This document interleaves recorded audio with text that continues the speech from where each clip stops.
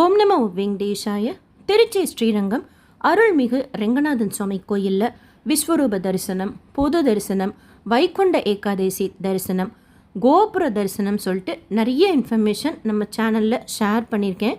இந்த வீடியோவில் ஆண்டுக்கு ஒரு முறை பங்குனி உத்திரத்தன்னைக்கு நடக்கிற பிரணய கழக உற்சவமும் சேர்த்தி சேவையும் ரொம்ப விசேஷமானது. அதை பற்றின டீட்டெயில் இன்ஃபர்மேஷன் என்னோடய எக்ஸ்பீரியன்ஸோடு சேர்த்து இந்த வீடியோவில் ஷேர் பண்ணுறேன்.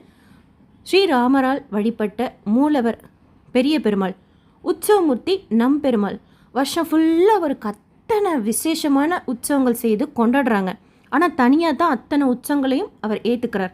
இந்த பங்குனி உத்திரத்தன்னைக்கு மட்டும்தான் பிரணய கழக உற்சவம் முடிஞ்சதுக்கப்புறம் தாயாரோட சேர்த்தி சேவை நடக்கும். அதாவது சேர்த்தி சேவைனா என்னென்னா, பெருமாளையும் தாயாரையும் சேர்ந்து இந்த பங்குனி உத்திரத்தன்னைக்கு மட்டும்தான் நம்ம சேவிக்க முடியும். ஸோ அவ்வளோ விசேஷமானது அந்த பிரணய கழக உற்சவம். ரொம்ப அழகாக செய்கிறாங்க. ஸோ வீடியோவோட இதை பற்றின இன்ஃபர்மேஷன் இந்த வீடியோவில் பார்க்கலாம். இந்த சேர்த்தி சேவை பிரணய கழக உற்சவம் பற்றி தெரிஞ்சுக்கிறதுக்கும் நீங்கள் அந்த நாளில் போய் சேவிக்கணுன்னாலும் இந்த வீடியோ உங்களுக்கு ஷியோராக யூஸ்ஃபுல்லாக இருக்கும். பங்குனி மாதத்தில் ஆதி பிரம்மோற்சவம் சொல்லிட்டு ரொம்ப விசேஷமாக செய்கிறாங்க. பிரம்மனால் தொடங்கி வைக்கப்பட்டதுனால இதற்கு பெயர் ஆதி பிரம்மோற்சவம்.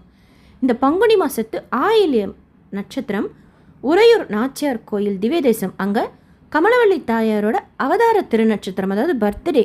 நம்பெருமாள் பங்குனி ஆயில்யத்தப்போ ஆற்ற கடந்து உறையூரில் கமலவள்ளி தாயாரோட அன்னைக்கு அவங்களோட அவதார திருநட்சத்திரத்தப்போ சேர்த்தி சேவை கண்டருள்றார். அங்கே போயிட்டு ரிட்டன் ஸ்ரீரங்கத்துக்கு பங்குனி உத்திரத்தன்னைக்கு வரார். ஸ்ரீரங்கத்து தாயார் பெரிய பிராட்டியார் பங்குனி உத்திரம், அவங்களுக்கு அன்னைக்கு அவதார திருநட்சத்திரம் பர்த்டே. கமலவள்ளி தாயாரை பார்த்துட்டு வரீங்களே அப்படின்னு சொல்லிட்டு அவங்களுக்கு ஒரு சின்ன கோபம். அந்த ஊடல் தான் பிரணய கலகம். அப்போ மட்டையடிங்கிறது கூட ஒன்று செய்கிறாங்க. அது கிட்ட நின்று பார்த்தேன், ரொம்ப நல்லா இருந்தது. அதுக்கப்புறம் நடக்கிறதான் சேர்த்தி சேவை. இந்த சேர்த்தி சேவை நடந்த நாளில் தான் ஸ்ரீ ராமானுஜரோட சரணாகதியும் கூட. மறுநாள் திருப்பதியில் தரிசனம் போட்டிருந்தேன். இருந்தாலும் இந்த சேர்த்தி சேவையை எப்படியாச்சும் கொஞ்சமாச்சும் பார்த்துட்டு வந்துடலான்னு சொல்லிட்டு தான் இன்ஸ்டண்ட்டாக டிசைட் பண்ணி தக்கல்ல ராக்ஃபோர்ட் போட்டேன். கிடச்சிருச்சு. ரிட்டன் டிக்கெட் கூட மறுநாளுக்கும் சேர்த்தே 4:30 மணிக்கெல்லாம் கோயில்கிட்ட ரீச் ஆகி எனக்கு தெரிஞ்ச சத்திரமில் ரெஃப்ரெஷ் பண்ணிவிட்டு வெயிட் பண்ணிட்டு இருந்தேன். பங்குனி உத்திரம் அன்னைக்கு மூலவர் பெரிய பெருமாளோட தரிசனமும் பெரிய பிராட்டியார் தாயாரோட தரிசனமும் கிடையாது. மறுநாள் கோரதம் முடிஞ்சதுக்கு அப்புறம் தான் மூலவர் சேவை நடக்கும். இந்த இன்ஃபர்மேஷன் நம்ம சேனல் சப்ஸ்கிரைபர் தான், அவங்க தான் ஷேர் பண்ணாங்க. பெருமாள் மூலவரை பார்க்காம எப்படி திரும்பி வர்றதுன்னு இருந்துச்சு. இருந்தாலும் நம்ம போய் ஒரு எட்டு பார்த்துட்டு வந்துடலாம் அப்படின்னு சொல்லிட்டு தான் கிளம்பி வந்தேன். காலையில் வந்தோன்னே யாருமே இல்லை அவளுக்கு. ஆக்சுவலாக இது மெயின் கோபுரம் இப்போ நீங்கள் பார்க்குறது. பட் நான் வந்து வெள்ளை கோபுரம் கிட்டே வெயிட் பண்ணிட்டு இருந்தேன். 5:30 மணிக்கு எல்லா சைடுமே ஓப்பன் பண்ணாங்க இன்ஸ்டண்ட்டாக. ஃபஸ்ட்டு கொடிமரத்துக்கிட்ட தான் போய் வெயிட் பண்ணிகிட்டு இருந்தோம். டிக்கெட்லாம் எதுவும் கிடையாது, ஏன்னா மூலவர் தரிசனமே கிடையாது இல்லையா. அதனால் ஃபஸ்ட்டு எல்லாத்தையும் போங்கன்னாங்க. அதுக்கப்புறமா கொஞ்சம் பேரை மட்டும் உள்ளே அனுப்பிச்சாங்க. இப்போ நான் இருக்கிறது எங்கே அப்படின்னா உள் பிரகாரம், மூலவர் பெருமாளை ஒட்டி இருக்கிற பிரகாரம். மூலவர் பெரிய பெருமாளுக்கு ரைட் சைடில் இருக்கிற டோர் இது. இங்கே வந்து அதுவும் படிக்கிட்ட வெயிட் பண்ணால் பெருமாள் பூஜைகள்லாம் ஏற்றுக்கிட்டு வெளியில் வரப்போ நம்ம கிட்ட வந்து போவார். ஸோ கிட்ட சேவிக்கலாம் பெருமாளை. அதுக்கப்புறமா உள் பிரகாரம் சுற்று வரார் கண்ணாடி சேவைக்காக. நீங்கள் கிளம்புறப்போ ஹெச்ஆர்சியில் ப்ரோக்ராம் டீட்டெயில்ஸ் எல்லாம் ஒரு தடவை நோட் பண்ணிக்கிட்டு வாங்க, கரெக்டாக இருக்கும். அந்த கண்ணாடியில் பெருமாள் அங்கே ஒரு செகண்ட் அப்படியே பார்த்துட்டு ரைட் சைடில் எதிர்த்தாப்பில் பாருங்கள் கண்ணாடி. அந்த கண்ணாடியிலேருந்து அப்படியே திரும்பினோன்னு 10 மினிட்ஸ் கிட்ட இருக்கும். பெருமாள் அங்கேயே நிற்க பண்ணுறாங்க. அங்கே நின்னா கூட பெருமாளை கிட்ட சேவிக்கலாம். பெருமாள் அப்படி வெளியில் போகணுன்னு அந்த கண்ணாடி இருக்கிற டோரை க்ளோஸ் பண்ணிட்டாங்க. ஃபஸ்ட்டு கிட்ட நின்று அப்புறம் இருந்தாலும் நான் கொஞ்சம் தூரமாக இருக்கிற மாதிரி ஒரு ஃபீலிங். சரி, அடுத்து எப்படியாச்சும் வெளியில் போனால் தான் நான் அடுத்தடுத்த ஸ்டேஜில் பெருமாளை பார்க்கணும். ஏன்னா அதுக்கப்புறம் பெருமாள் வீதி உள்ளாக்கு போயிடுவார், பிரதட்சணத்துக்கு போயிடுவார். 8 மாட வீதின்னு நினைக்கிறேன். அங்கே பிரதட்சணத்துக்கு போயிடுவாருங்கிறனால எப்படியோ அந்த க்ரௌடு உள்ளே போய் ஒரு ஸ்டேஜ்லேயும் கிட்ட பெருமாளை தரிசனம் பண்ணி அவர் கோயில் விட்டு வெளியில் போகிற வரைக்கும் நிறைய டைம்ஸ் பெருமாளை சேவித்தது ரொம்ப திருப்தியாக இருந்தது. அதாவது உள் பிரகாரத்துலேருந்து பெருமாள் வெளியில் வரார், கொடிமரம் இருக்கிற இடம் தாண்டி வெளியில் வரார். எல்லாமே லெஃப்ட் சைடாக வரார். நம்ம வெளியில் வர்றப்போ நமக்கு லெஃப்ட் சைடாக வரார். ஸோ நம்ம ரைட் சைடாக போயிட்டோம் அப்படின்னா ஓரளவுக்கு பெருமாளை கிட்ட போய் பார்த்துடலாம். அந்த மாதிரி தான் அவரை ரெங்கா கோபுரம் இது. இங்கேருந்து வெளியில் போகிற வரைக்கும் பெருமாளை நிறைய தடவை தரிசனம் பண்ணது ரொம்ப சந்தோஷமாக இருந்தது. அவர் என்னமோ என்னை விட்டுட்டு வெளியில் போகிற மாதிரி ஒரு ஃபீலிங்.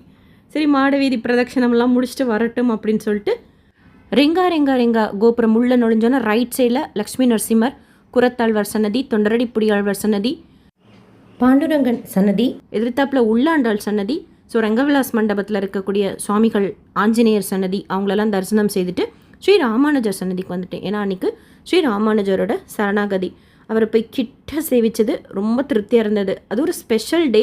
ஸோ அந்த ஸ்பெஷல் டேயில் அவரை பார்த்தது ரொம்ப சந்தோஷமாக இருந்தது. அடுத்தது சக்கரத்தாழ்வார் சன்னதி, அங்கே போய் தரிசனம் செய்துட்டு தாயார் சன்னதிக்கு வந்தேன். தாயார் சன்னதி சேவை கிடையாதுல்ல, மூலவர் சேவை. ஸோ இந்த மாதிரி க்ளோஸ்டாக இருந்தது.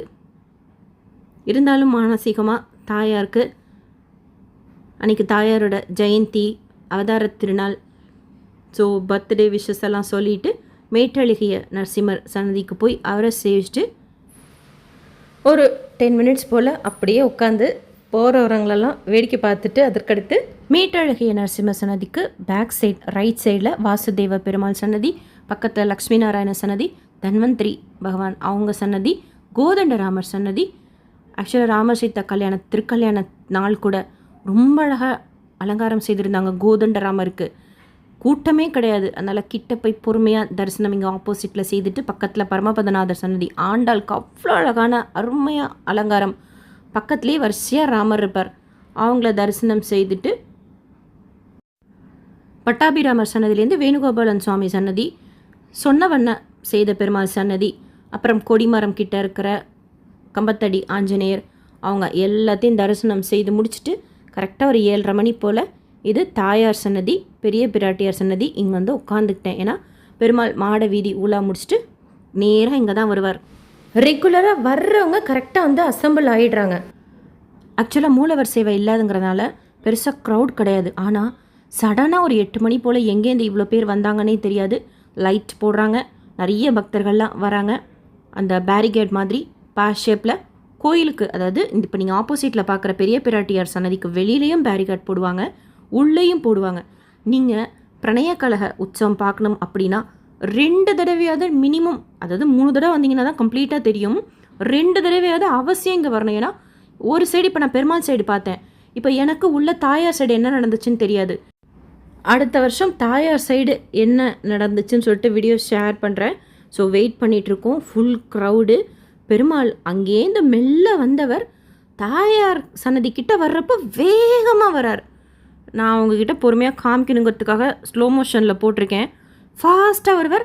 அவ்வளோதான், திறந்திருந்த கதவு சாத்திடுவாங்க. என்ன அப்படின்னா தாயாருக்கு கோபம், கமலவள்ளி தாயாரை போய் பார்த்துட்டு வரீங்களே அப்படின்னு சொல்லிட்டு கதவை அடைச்சிட்றாங்க. எங்கேருந்து வந்தீங்களோ அங்கேயே போங்க அப்படின்னு சொல்லிட்டு பெருமாள் மறுபடியும் பின்னாடி போயிட்டார்.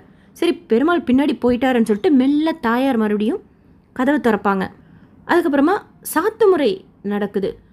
அந்த பாசிட்டிவ் வைப்ரேஷனுக்கு சொல்ல வார்த்தையே கிடையாது அங்கே நின்று அங்கே கேட்குறப்போ. ஸோ சாத்து முறை முடித்து சடாரி சாதிச்சுக்கிறாங்க. அதுக்கப்புறமா அத்தனை பேரும் அவ்வளோ அழகாக அந்த பெருமாளை நமஸ்காரம் செய்கிறது பார்க்குறதுக்கே அவ்வளோ அழகாக இருந்தது. உடனே பெருமாளை ஒரு வெள்ளை வஸ்திரம் வேஷ்டி மாதிரி ஃபுல்லாக கவர் பண்ணுறாங்க. என்ன ஐதீகம் அப்படின்னா, இப்போ நேராக பெருமாள் வேகமாக வந்தப்போ தாயார் உள்ளே விடமாட்டேன்னு சொல்லிட்டு கதவை சாத்திட்டாங்க. நம்ம அப்படியே பல்லக்கில் போனால் தானே தாயார் விடமாட்டாங்க. கவர் பண்ணிட்டு போனோம் அப்படின்னா யாருன்னே தெரியாது. அப்போ தாயார் கதவை திறக்கிறப்ப நம்ம உள்ளே போயிடலாம் அப்படிங்கிறது நம் பெருமாளோட பிளான். இப்போ நீங்கள் அந்த வெளியில் இருக்கிற மண்டபத்தில் என்ட்ரன்ஸில் பெருமாள் அந்த வெள்ளை வஸ்திரத்தை சாத்துறாங்க. தாயார் சன்னதி மெயின் டோருக்கு வெளியில் லெஃப்ட் சைடில் ஒரு 10வது ஆளாக முன்னாடி நிற்கிறேன். பின்னாடி செம்ம க்ரௌடு பிடிச்சி தள்ளுறாங்க. பட் நம்ம அட்ஜஸ்ட் பண்ணிட்டு தான் நிற்கணும். ஏன்னா இப்படி பெருமாள் நம்ம கிட்ட வர்றப்போ கதவை சாத்திடுவாங்க. தாயார் சாத்துறாங்க. ஆக்சுவலாக மட்டையடி உற்சவம்னு சொல்லிட்டு ஒன்று செய்கிறாங்க. கெட்டி தயிர் எடுத்து பெருமாள் மேலே அடிப்பாங்க. அங்கே நம்ம முன்னாடி நிற்கிறோம் அப்படின்னா அந்த தயிர் நம்ம மேலேயும் விழும். அந்த மாதிரி பெருமாள் மேலே அடித்த தயிர் கிட்ட நின்னதுனால என்னோடய ஸ்பெக்ஸில், மொபைலில், கையிலெல்லாம் பட்டு அது வேர்ட்ஸில் சொல்லவே முடியாது. அவ்வளோ சந்தோஷமாக இருந்தது. பெருமாள் மேலே அடித்த அந்த தயிர் நம்ம வேலை விழறது. எகெயின் அவர் பேக் போனோன்னா தாயார் அப்படியே கதவு திறக்கிறாங்க. மறுபடியும் வரார் ஓடி அந்த தயிர் எடுத்து அடிக்கிறாங்க. அந்த மாதிரி 3 டைம்ஸ் செய்கிறாங்க இந்த மட்டையடி உற்சவம். உண்மையிலே ரொம்ப நல்லாயிருக்கும். இந்த இடத்துல இருந்து பார்த்தா தான் தெரியும் அடித்த தயிர் எப்படிலாம் சிந்தி இருக்கு பாருங்கள். அவ்வளோ தயிர் எடுத்து அடிக்கிறாங்க. பானையில் வச்சுருக்குறாங்க அந்த தயிர். அங்கே பாருங்கள் எல்லார் முதுகுலையும் இருக்குது தயிர். அந்த மாதிரி நம்ம இங்கே நின்னோம் அப்படின்னா நம்ம மேலேயும் விழும். ரொம்ப பெரிய பாக்கியமாக இருந்துச்சு எனக்கு அது. ஏன்னா இப்போ தான் வெண்ணெய் தாலி உற்சவம் ஒரு 10 டேஸ் இருக்குன்னு நினைக்கிறேன். ராஜகோபாலன் சுவாமி கோயிலில் போய் அந்த சேவை பார்த்தப்போ அவர் மேலே பட்ட வெண்ணெய் என் கன்னத்தில் விழுந்தது. அடுத்தது இந்த தயிர் விழுந்தது. ரொம்ப சந்தோஷமாக இருந்தது. ஸோ 3 டைம்ஸ் பெருமாள் ட்ரை பண்ணுவார் உள்ளே போகிறதுக்கு. தாயார் விடாமல் கதவை அடைச்சிருவாங்க. அதுக்கப்புறம் இது வேலைக்காகாதுன்னு சொல்லிட்டு நம்மாழ்வார் வருவார் தாயாரை சமாதானப்படுத்துறதுக்காக. அப்போது நடக்கிற அந்த உற்சவம் ரொம்ப நல்லாயிருக்கும். ஆக்சுவலாக மறுநாள் எனக்கு திருப்பதியில் தரிசனம். நான் போகணும். நான் எதேச்சியாக தான் பிளான் பண்ணிட்டு வந்தேன். காலையில் 8 மணிக்கு ஸ்டார்ட் ஆகிற இந்த உற்சவம் 12:30 மணி வரைக்கும் பிரணயக்கழக உற்சவமுமே போகும். அதற்கப்புறம்தான் பூஜைகள்லாம் முடிஞ்சதுக்கப்புறம் சேர்த்தி சேவை 3 மணி ஆகிடும். ஃபஸ்ட்டு உள்ளே இருக்கிறவங்க தான் சேர்த்தி சேவை ஃபஸ்ட்டு பார்ப்பாங்க. அதாவது தாயாரோடு இருப்பாங்கல்ல கதவு பின்னாடி, அவங்க தான் பார்ப்பாங்க.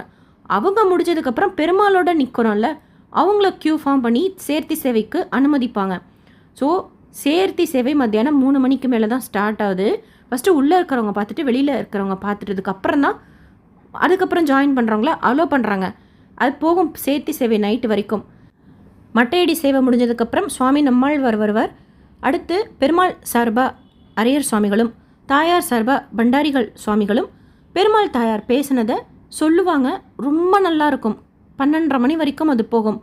அதாவது பெருமாள் சொல்வார், எப்போ நான் வந்தாலும் என்னை அவ்வளோ விசேஷமாக உபசரிப்பியே, இந்த மாதிரி கதவடைச்சு என்னை உள்ளே விடாமல் அவமானப்படுத்துறியேன்ட்டு பெருமாள் கேட்பார். அதற்கு தாயார் என்ன சொல்கிறாங்க அப்படின்னா, நீங்கள் எப்பொழுதும் போல் வந்திருந்தீங்கன்னா நான் ஒன்றும் சொல்லியிருக்க மாட்டேன். ஆனால் இப்போ உங்களோட கண்கள்லாம் செவந்திருக்கு, கஸ்தூரி திலகம் கலைஞ்சிருக்கு, மேலெல்லாம் குங்குமம் இருக்குது, கழுத்தில் நகை காயங்கள் இருக்குது. அதெல்லாம் என்ன அப்படின்னு சொல்லிட்டு கேட்குறாங்க தாயார். தாயார் சார்பாக பண்டாரிகள் சொல்லுவாங்க இதை. அதுக்கு பெருமாள் சொல்லுவார், என்னோட கண்கள் செவந்திருக்கிறது முதல் நாள் நைட்டு ஃபுல்லாக கண் முழிச்சு ஜெகத் ரக்ஷகம் செய்ததால், நகை காயங்கள் இருக்கிறது அந்த காடுகள்லாம் கடந்து வந்ததுனால அந்த முட்கள்னால் ஏற்பட்டது, குங்குமம் கொட்டியிருக்கிறது தேவதைகள் என்னை பூஜை செய்ததுனால, கஸ்தூரி திலகம் கலைஞ்சிருக்கிறது அதிக வெயில்னால அப்படின்னு சொல்லிட்டு ஒரு சாக்கு சொல்கிறார் பெருமாள். இந்த கதையெல்லாம் தாயார் நம்பலை. இதெல்லாம் எங்கேருந்து வந்தீங்களோ அங்கேயே போய் சொல்லுங்க அப்படின்னு சொல்கிறாங்க. என்ன சொன்னால் நீ நம்புவ அப்படின்னு சொல்லிட்டு பெருமாள் கேட்குறார். கடலில் மூழ்கவா, பாம்பு குடத்தில் கைவிடவா, அக்னி பிரவேசம் செய்யவா அப்படின்னு சொல்லிட்டு. அதுக்கு தாயார் சொல்கிறாங்க, பிரளய காலத்தில் ஆளி இலையில் நீங்கள் மிதந்து வந்தீங்க, உங்களுக்கு கடலில் மூழ்கிறது ஒரு விஷயமா, ஆதிசேஷன் மேலேயே படுத்திருக்கிறீங்க, அவங்க உங்களை ஏதாவது செய்வாங்களா நீங்கள் பாம்பு குடத்தில் கைவிட்டா, பிரம்மன் நடத்தின அந்த வேள்வியில் ஆபிர்வவித்த நீங்கள் அக்னி பிரவேசம் செய்கிறது ஒரு விஷயமா அப்படின்னு சொல்லிட்டு கேட்குறாங்க. அதுக்கடுத்து நம்மாழ்வார் தான் இந்த மாதிரி அடியார்கள்லாம் பெருமாளை பார்க்கறதுக்கே ரொம்ப கஷ்டப்படுறோம், நீங்கள் இந்த மாதிரி சமாதானமாகாமல் பெருமாளை அவமானம் செய்கிறது சரியா அப்படின்னு சொல்லிட்டு கேட்குறது. அவங்க சொல்கிறதெல்லாம் ரொம்ப நல்லாயிருக்கும். அதுக்கப்புறமா பெருமாள் உள்ளே போவார், விசேஷமாக பூஜைகள்லாம் செய்து அதுக்கப்புறம் தான் தாயார் சன்னதிக்கு பின்னாடி தான் பங்குனி உத்திர மண்டபம் இருக்கும். 3 மணி ஆகிடும். சேர்த்தி சேவை இப்போ நீங்கள் ஃபோட்டோவில் பார்க்குறது சேர்த்தி சேவை பிக்சர். ஆக்சுவலாக நான் அந்த சேர்த்தி சேவை பார்க்குறப்ப கிளம்பிட்டேன்னா எனக்கு ட்ரெயின் மிஸ் ஆகிடும். அடுத்து நைட்டு ட்ரெயின் நான் புக் பண்ணலை. மறுநாள் எனக்கு திருப்பதிக்கு போகணும் அப்படின்னு சொல்லிட்டு வந்துட்டேன். மனசே கேட்காம நெக்ஸ்ட் இயர் ஸ்டே பண்ணிட்டு தான் பார்க்கணும். சேர்த்தி சேவை 3 மணிக்கு ஸ்டார்ட் ஆகும். ஃபஸ்ட்டு தாயார்கிட்ட இருக்கிறவங்க இப்போ சொன்ன மாதிரி அடுத்து வெளியில் இருக்கிறவங்கள அலோவ் பண்ணிவிட்டு ஃபுல்லாக போகும். அதற்கடுத்து நைட்டு தான் சரணாகதி கத்தியம் விண்ணப்பிப்பாங்க ஸ்ரீ ராமானுஜரோடது. 3 முறை ஏகாந்தம் செய்கிறாங்க. விசேஷமாக தாயார் பெருமாளை சேர்த்து நம்ம அபிஷேகம் பார்க்கணும் அப்படின்னா அங்கேயே ஸ்டே பண்ணிடணும். அப்போ தான் கரெக்டாக இருக்கும். எல்லா சேவையும் நம்ம தரிசனம் செய்துட்டு மறுநாள் கோரதத்தில் கூட பெருமாள் தாயாரை பார்த்துட்டு அதுக்கப்புறம் மூலவர் சேவையும் பார்த்துட்டு வரதுக்கு கரெக்டாக இருக்கும். ஸோ நெக்ஸ்ட் டைம் ஃபுல்லாக அட்டன் பண்ணிவிட்டு ஷேர் பண்ணுறேன். நீங்கள் இந்த சேர்த்தி சேவை, பிரணய கழக உற்சவம், மட்டையடியெல்லாம் பார்த்துருந்தீங்க அப்படின்னா உங்களோட எக்ஸ்பீரியன்ஸ் ஷேர் பண்ணுங்கள். ஆக்சுவலாக ஸ்ரீரங்கத்திலே இருப்பாங்கள்ல டிவோட்டிஸ், அங்கே அவங்க என்ன பண்ணுறாங்கன்னா 8:30 மணி போல் ஷியோராக உள்ளே விடுவாங்க. அப்போயும் உள்ளே போயிடுறாங்க, அந்த கதவுக்கு உள்ளே போயிடுவாங்க. தாயாரோடு இருப்பாங்க அவங்க. உள்ளே போயிட்டா மறுபடியும் 3 மணிக்கு தான் வெளியில் வர முடியும். அதுவும் நோட் பண்ணிக்கோங்க. அவங்க அதெல்லாம் தெரிஞ்சுக்கிட்டு தான் உள்ள தாயாரோட இருக்காங்க. ஏன் அப்படின்னா சேர்த்தி சேவையை உள்ளே இருக்கிறவங்கள தான் ஃபஸ்ட்டு பார்க்குறதுக்கு அலோவ் பண்ணுறாங்க. ஸோ அப்போவே நம்ம பார்த்துட்டு வந்துடணும். அண்ட் உள்ளே நடக்கிற பூஜைகள்லாம் பார்க்கணும் அப்படின்னா நீங்கள் 8-8:30 மணி போல் கதை ஓப்பன் ஷோராக பண்ணுறாங்க. அப்போ போனால் தான் உண்டு. ஏன்னா அதுக்கப்புறம் ஒன்ஸ் அந்த பேரிகார்டெலாம் போட்டதுக்கப்புறம் உள்ளே இருக்கிறவங்க வெளியில் வர முடியாது, வெளியில் இருக்கிறவங்க உள்ளே போக முடியாது. 3 மணிக்கு மேலே தான் உள்ளே இருக்கிறவங்க வெளியில் வந்ததுக்கப்புறம் வெளியில் இருக்கிறவங்க உள்ளே போக முடியும். ஸோ அந்த மாதிரி பிளான் பண்ணிவிட்டு அவங்க தாயார் கூட இருந்துக்கிறாங்க கதவுக்கு உள்புறம். 3 மணிக்கு மேலே சேர்த்து சேவை பார்க்க போகிறோம் அப்படின்னா கொஞ்சம் க்ரௌட் இருக்கும் அப்படிங்கிறதுக்காக அந்த மாதிரி அவங்க பிளான் பண்ணிக்கிறாங்க. ஸோ நீங்கள் வேறு ஏதாவது இன்ஃபர்மேஷன் தெரிஞ்சாலும் கமெண்ட் செக்ஷனில் ஷேர் பண்ணுங்கள். இந்த வீடியோ உங்களுக்கு இன்ஃபர்மேட்டிவாக இருக்கும்னு நினைக்கிறேன். எனக்கு தெரிஞ்சது ஷேர் பண்ணிக்க. ஏதாவது தப்பாக சொல்லியிருந்தால் sorry. SSB life style சேனலில் ஃபஸ்ட் டைம் பார்க்குறீங்கன்னா சப்ஸ்கிரைப் பண்ணி பக்கத்தில் இருக்கிற பெல் ஐக்கானையும் ப்ரெஸ் பண்ணி வச்சுக்கோங்க. திருப்பதி பற்றின அப்டேட்ஸ் தினமும் ஷேர் பண்ணுறேன். அப்பப்போ தமிழ்நாட்டிலையும் மற்ற ஸ்டேட்ஸில் இருக்கக்கூடிய முக்கியமான கோயில்கள் பற்றின இன்ஃபர்மேஷனும் நேரில் போய் தரிசனம் பண்ணிட்டு வந்து ஷேர் பண்ணுறேன். யூஸ்ஃபுல்லாகவும் இன்ஃபர்மேட்டிவாகவும் இருக்கும். இந்த வீடியோ லைக் பண்ணி நிறைய பக்தர்களுக்கு ஷேர் பண்ணுங்கள். ரொம்ப விசேஷமான ஆண்டுக்கு ஒரு முறை மட்டுமே நம்பெருமாளையும் தாயாரையும் பார்க்கக்கூடிய இந்த பிரணய உற்சவம் சேர்த்தி சேவை பற்றின இன்ஃபர்மேஷன் மற்ற பக்தர்களுக்கும் போய் சேரும். தேங்க்யூ.